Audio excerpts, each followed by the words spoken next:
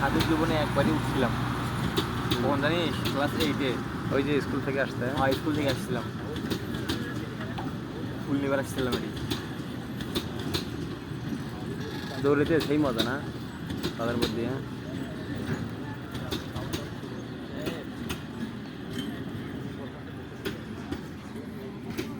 ওই এটা আমাদের দুটো গ্রুপ আছে ছোট ছোট না আছে এটা নামে নামে এখন